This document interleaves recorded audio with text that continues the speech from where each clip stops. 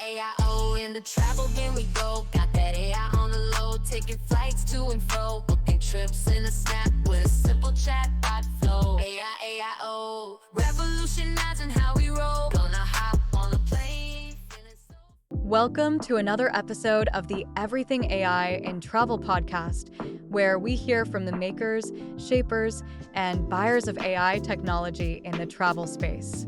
Here's your host, Tony Khan. Hey everyone, welcome to another Everything AI in Travel podcast. And today we're going to dive into the world of vacation rentals and how that intersects with AI, and particularly in the area of PMSs or property management systems. And I've brought in the foremost expert at the moment in the world in that space. Welcome to the show, Shahar Goldboim. Pleasure to be over here, Tony. Thanks, mate. Really appreciate you calling in. You're down in Miami, and I had a look through your bio, and it seems like you've spent most of your life down in Florida and working in real estate or doing other property management work. So it sounds like you've got a good feel for the problem of the property manager. Yeah, I would say so. Meaning real estate from 2008, did hundreds of $1 million of transactions as investor, as a broker. Got into the field of vacation rental actually in 2017. Actually, it's interesting. In 2016, I've done a startup to find returns in the real estate market. At the time, a friend came to me and told me, "Hey, you remember the house that we got to my parents in a fancy community in Miami? They decided not to move to it, and I want to do it Airbnb." And I told him, "Great that you want to do it Airbnb. What's the connection to me?" And he told me everything that do good. I told him, "You know what? Let me think about it." And at the time I was learning about the lean theory, and I slept on it the night, and I found a company in Australia that can actually implement interior design on top of empty picture. I told him, "You know what? Let's take the picture of the house, the address of the house. We implement the interior design. We'll put a listing on Airbnb, see the result, and take it from there." So we put it on Airbnb, and all of a sudden we receive reservation after reservation. I'm like, "Oh, we have a business." So my wife, she's really talented. I asked her, "Do you want to design a home?" She's, "Hell yeah!" So we told everybody that booked the house that it got flooded or something, and it's a new furniture. Long story short, the house was really successful. And as I said before, I was really dealing with a lot of real estate, right? So we had a flip that we stuck with that we changed to vacation rental, and I bought a multifamily on the ocean that we changed to a vacation rental. And all of a sudden, we have a management company that we are running, and we grew up this company to a company that manage around $150 million of properties. I also created a fund that deployed capital around $50 million in the southeast of Florida and the Tampa area. Long story short, why I'm saying all of that we build it as a tech-enabled company. And basically, when we're looking at the solution, the tech solution, it's from many hats, right? It's from the management aspect, it's from the investment aspect, it's from the brokerage aspect, and really look at everything as one ecosystem that needs to be done. I also forgot to say that we also build a construction company and a cleaning company. So really all of the shebang. For sure. So yeah, it sounds like you're totally fully integrated, and that probably took you a while to build that up. Like when you started with those first initial properties, and it was almost accidental that you landed yourself in the vacation rental industry, were you just running things manually? Were you just doing it on spreadsheets, or did you go out and seek out existing software to see how it worked to solve your problems? Yeah. How'd you solve that problem? So in 2017, when we got in, I immediately saw, you know what, I need a PMS. So we used the property management software at the time. And on top of that, we started building our own tools. So I moved the startup teams that I had for the return that I told you in the startup, and we moved it basically to develop a tech-enabled company. So a lot of time, for example, when we use a property management software back in 2017, I was really angry, to understand where everything coming from. So we started from the owner portal, and then we started with a lot of investor. And one investor came to us and asked us, when did we change air filters to the AC? And I'm looking at Alon, my brother, he's looking at me, I'm like, I don't know. So we build the task management tools, and all of the tools that we build was from a need because we couldn't find. So we couldn't find, we build.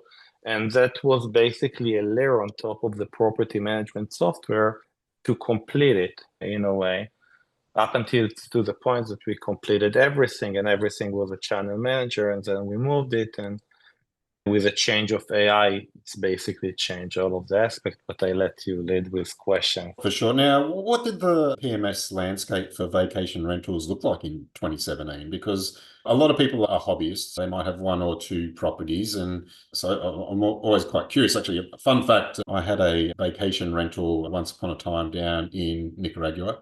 This was 2009. We're actually the second Wow. ever property on Airbnb in Nicaragua. So it was right back at the very beginning. And actually, my wife forced me to sell that place because she hated managing it. So I've lived the hell vicariously through that experience. But we didn't go looking for any software. We were just figuring it out based out, and we only did Airbnb and VRBO and just did it out of our inbox. But what was the solutioning like at that time? Was there a lot of options about In 2017, Yeah. it was like you had guest and you get host away. That's the one that I ran into. The unified inbox at the time was really helpful, and the distribution, obviously. But that kind of was a landscape, right? It's like it was mostly like distribution and unified inbox. This is what the landscape looks like at the time, looked like. And to be honest, till today, what is a property management software? Meaning each company plays its own thing. And for me, like the world is changing, right? Like when you think about it, PMS is how it's built. You have the property management software, and then you have like many solutions that connected to it, right? You will have your guest portal, and you will have your pricing algorithm, and you will have so on and so on. You basically finding yourself working on 8 different tools. And similar thing like that is in our like SaaS environment, right? When we're looking at SaaS and we look at the business, your bookkeeper will work on QuickBooks, and your handyman will work on Monday, and your marketing person will work on HubSpot. And in reality, what happening that the people on top of that tools actually managing the company, right? So if your bookkeeper doesn't have an invoice, what he will do, he will call, email, or text the handyman, hey, send me the invoice, right? And in reality, it's really disconnect. Like you have the program and they are disconnected. And on the top, you have the person that doing the communication in order to run a company. We believe the world is moving into a world of BaaS, which is business as a software, where everything is combined. So the data is moving, the AI have a capability basically to control all of that. Because think about also about the property management software today, they have a built-in of AI. Meaning, now I put like an AI chatbot, and you're asking, can I do an early check-in? How can he give you an answer if he's not connecting to your task management and see if there is a restroom or like a toilet or a shower that needs to be fixed, if somebody did a late checkout, if the cleaning was over? Meaning all of the data sitting in different areas that everything needs to be structured for the AI to really work right. Yeah, and so is your therefore solution, which is quite new, right? So you are post the generative AI boom. So you're starting now as an AI native company. And is that kind of part of your solutioning is to like start with kind of the capabilities of what the AI can do and then build all the sections around it so that the AI is pretty much controlling what's happening? I don't think it's before or after. It's the capability of structured data in levels that you can get any information that you want from the data. You can ask any suggestion that you want, and you can do any actions that you want. So the agentic AI have to be connected to all of these data sources. And obviously we build like the software. So we are three brothers. Me and Alon, my younger brother, build the software and the tech-enabled company. And Moran, which is a world expert in AI, came as soon as we are split the companies around 3 years ago when we decided, hey, we have an amazing solution for tech solution. and we want to be in. So our mindset from beginning with the AI was to build it with the AI. So the ways that the data sets, the way we are looking at stuff, and obviously like with AI, we are living now in a really disruption, like meaning like it's what happening is crazy. So we also learning as we go to the capability. It took me a while to understand that we have an infrastructure change, right? So you have electricity, you have water, you have internet, everything is infrastructure, and AI is becoming the infrastructure of intelligence. So we will have many products that will connect to the grid that will be different, like exactly like electricity when you have a TV that you can connect or you have an AC that you connect. So it's different capabilities. Same thing with AI, with our capability to how to use intelligence Yeah, for the sure. right And way. yeah, you mentioned data there, and data in this case seems like it comes initially from the human. So if we take the example that you had before, okay, you've got a request into a chatbot saying, is there a chance I could check in early? That sounds like me. I do that all the time. And to get the data, you need the cleaner to have basically ticked off that they've done the job and that they've exited the property or whatever. That's a human involved, and often they're knee deep in their core work, which is like just getting the place clean and getting on to the next one, and maybe forgets to tick it off. Now, in your system and through agentic processes, is there a solution to that where the bot would then set up a process and go, oh, it's not marked as cleaned yet, but maybe I'll shoot a text message to the lady or the gentleman that's cleaning, and then they could just send a message back to me, and then I've got my answer, and then I can reply to the client. Is that kind of how the flows might work? 100%. 100%. Like you need to do also based upon GPS tracking, like you see the person getting away, so you will know it's not in the house. But if he didn't basically click that it's clean, maybe it's an emergency, and basically like you want to do the verification of that. Yeah, 100%. Very good, very good. And are you still running a property management business and basically eating your own dog food by running that on your system, or have you moved out of property management now and concentrating just solely on the PMS building? So I sold the company around 4 months ago to a company called Casago, which are leaders in the vacation rental sector in the US, and they are working on Boom. Happy Yeah. days. Double happy days. Got an exit and got a customer. I can't get better than that. And how's that feature Sure. set? How's that feature set evolving now? I see, look at a lot of your stuff on LinkedIn, and it seems like you're quite in touch with your consumers, and they seem to be driving your roadmap. We have a really clear idea. That being said, my mentor in life taught me that my ears always have to be open. And even when I was running a management company, it was important to me to talk with a cleaner to understand their angle. And a lot of time when you're doing stuff in life and you don't have the angle, you don't understand the issues. So we understand where we want to go and we understand what we want to do. That being said, always listen as we go in order to do the adjustment and the fine tuning that needs to be done. For sure. And is part of the agentic process here interfacing with other software, or are you building your own channel manager, for example, or is your piece of So, software just interacting with an existing channel manager to get data and bring it back? so I'll explain it in this way. Everything that we do, I'm looking at a complete cycle. Meaning, let's take, for example, task management. So I'm telling like a cleaner, hey, go and clean this house. Then after that, I need a property manager or inspector to make sure, hey, you know what, it was done right. Then this payment needs to go, the payment to the owner portal as a P&L, as expense that's going over there. It needs to go into the trust accounting to make sure that it was basically split right.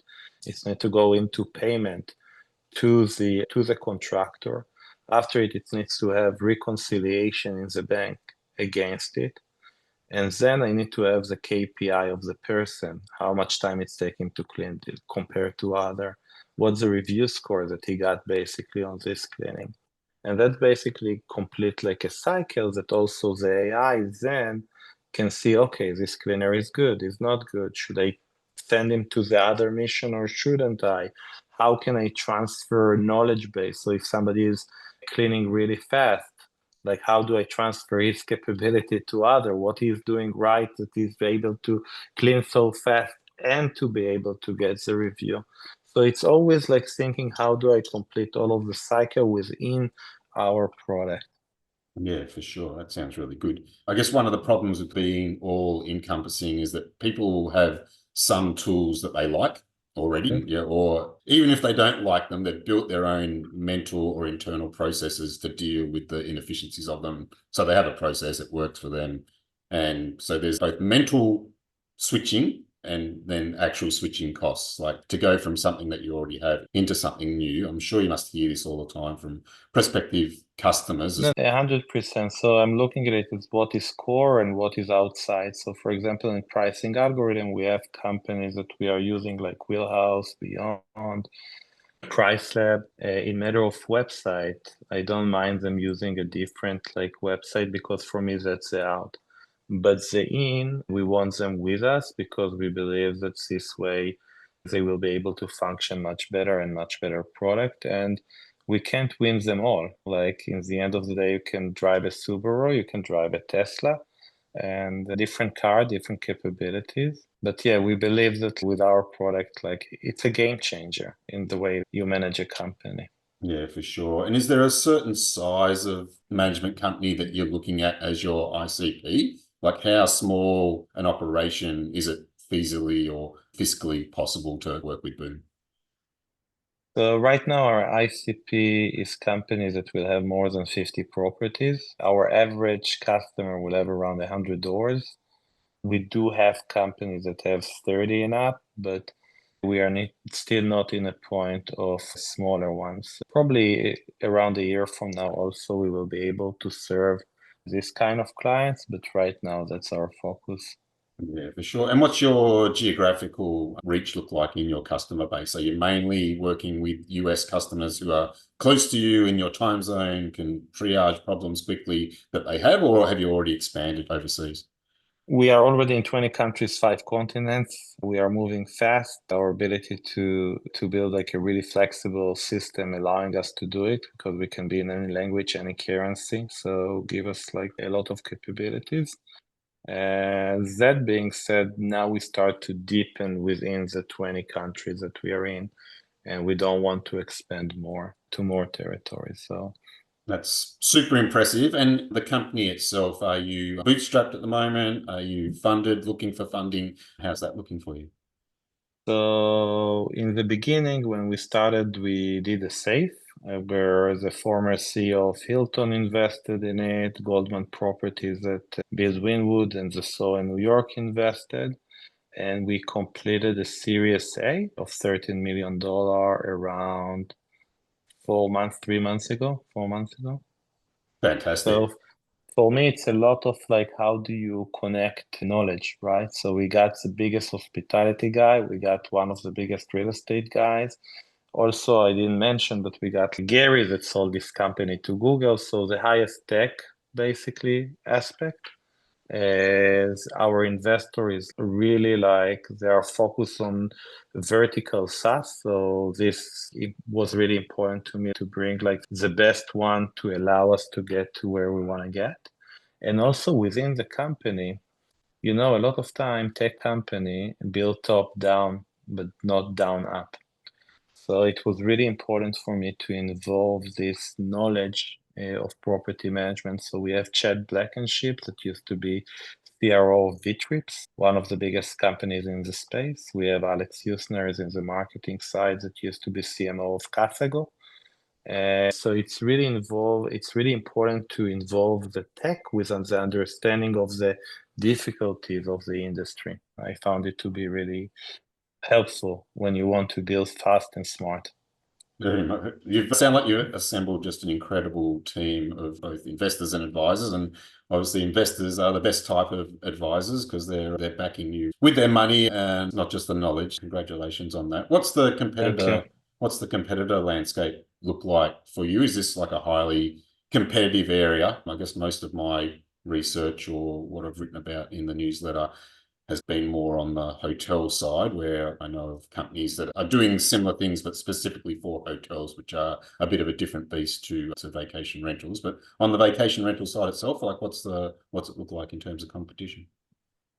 In terms of competition, we have key holders, right? So if we want somebody to work with us, we need to take the key. But as for the product, we are really giving different capabilities. I would say that our competition are the property management software in the end of the day. They are the key holders. Yeah. Yeah. And are they bringing AI into their operations? Is that kind of how they're trying to head this off? Yeah, but the plugins, they talking about it, but I don't see any movements that even we did, like, for example, on the communication aspect, that our AI agent already take companies to 80%, we're moving 80% of their communication away. That's what we've done a year ago, a year and a half ago. Now with them, we develop agentic AI that I haven't seen, to be honest, not in our industry and not in any other industry, what we are currently working on. I haven't seen nothing like that. Competition will come and people see what you do and then they will do, and that's the nature of life. Our position is to be always leading and always thinking ahead and always be ahead of the game. Very good. Because, yeah. Very good. And like from my knowledge, this industry is heavily reliant on the OTAs. It's not a lot of kind of brands are built like their own web presence or whatever. They might have a functionary website or similar, but it's very difficult to drive direct bookings. Is that part of kind of the mix of what you hope to bring, or you just working with the OTA systems? So you're talking with me and you understand, when I was a property manager, I was the manager of fund, I was a broker, I was a manager, I had a construction company, cleaning company. So the answer for that, we're looking at everything as a whole. Our biggest point is to create value. So where I can create value and where I see that we create value, that's where we want to be. So if we feel that we can create the value, we'll definitely be over there. I do think that there are going to be disruption to OTA as well. For me, from a level of a tourist, is like where my trust lives, right? So I'm going to Airbnb. The reason I'm going to Airbnb to book, or to Booking.com, or whatever OTA is that I know that when I will get over there, I will find properties that, let's say I want to go to Chicago or New York or Aruba. I know that I will go into Airbnb and I'll find like a product over there that will fit me. And when I'm getting it, I have a mother and father that if something has happened, somebody will take care of me. So my trust basically right now sits with the OTA. I believe that the trust also will move to an agent that will know me better and will know how to judge where should I buy it from, what will be the best price, what will be the best fit for me, and he will present it for me. So I think there will be a fight on like where my trust sits, and we'll need to see like where it's going. Another big aspect that we will see is moving from filters. Now when I want to book a travel, I'm going into Airbnb, I'll put I want to go like in Christmas time, so the 23rd to the 1st, I want to come to Miami, and I want something that won't cost me more than $600 a night or something like that. And we'll move to a much more open text. I want to fly for a Christmas to a place that is max 2 hours away, flight from my home. I would like to go with my kids. I would like to have activities near the hotel, walking distance that will be really interesting for them. I want to have a view to the ocean. I want it to be pet friendly. It's much more of an open text with it giving you an ability for discovery. I'll give you an example. For example, I took the kids and my wife to Thanksgiving to New York to do like a long weekend. And all of the days were planned and we were like super fun. The third night, it was really super cold. We were on 31st and 5th. And I said, you know what, let's go to Starbucks to readjust. We are Miami, we're not used for the cold. Let's see what's up. So we're sitting in Starbucks and I'm going to ChatGPT and I'm asking him, what can we do? We are in 31st and 5th, and what will be fun activity to do? He told me we have Korean Town on 32nd, and there are a lot of karaoke places over there. So I said, hey, cool, karaoke. Let's try to do it with private rooms. And we found ourselves in the karaoke in a private room. We never done this kind of activity, and the kids had a blast. So the ability to discover now will be much bigger than before. Take that into destination, take that into experience that you can do. And yeah, so you want to be over there as a company, and you want that the AI will be able to trigger that and to offer it to whoever looking. Yeah, for sure. So do you see a time where Boom can connect one of your clients directly into the LLM as a response? Is that kind of what you're hoping to And achieve? 100%. We have also a website builder basically to companies. So definitely we want to push them on the LLM to be able to book 100%. Yeah. Fantastic, fantastic. And actually, I was in New York just before you were there, and I actually stayed in the exact same area. So I was at the Arlo Nomad just around the corner, and we walked through Koreatown many times, but didn't actually stop for karaoke. But I know exactly what you're talking about, so that's good. We're running out of time. Thank you so much for the insights that you've shared today. We've got about 4,000 odd executives of travel companies listening to this show. What can they do for you? What can you do for them? Who are you looking for to connect with? How can they help? Always like to interesting idea, interesting people. I like to share ideas. I like to collaborate. So anybody that finds the information interesting and attached to it and think alike, I would love to be in contact. For sure. And what's the best way for people to connect with you? LinkedIn is a really good way. Perfect. Excellent. Hey, thank you so much for your time today and sharing a little bit both about the vacation rental space and your solutions, your agentic solutions to help solve some of the many problems that exist in that area for those who have to run those businesses. Super fascinating. If you're listening out there and you've heard something today that you might want to dig into deeper with Shahar, get into contact with him, and I'll put his LinkedIn profile into the show notes for you. Thanks for your time today, Shahar. Tony, it was a pleasure. Perfect. Perfect. That's it for another show. We're getting to the end of the year. There might be just one more show after this one, but thanks everyone for listening in. If this is the last show, hope you've had a great year, and we'll be back next year and bigger and better than ever. Thanks for listening in, and we'll see you on the next one. Thank you. AIO in the travel, here we go. Got that AI on the low, taking flights to and fro, booking trips in a snap with a simple chatbot flow. AIO, revolutionizing how we roll.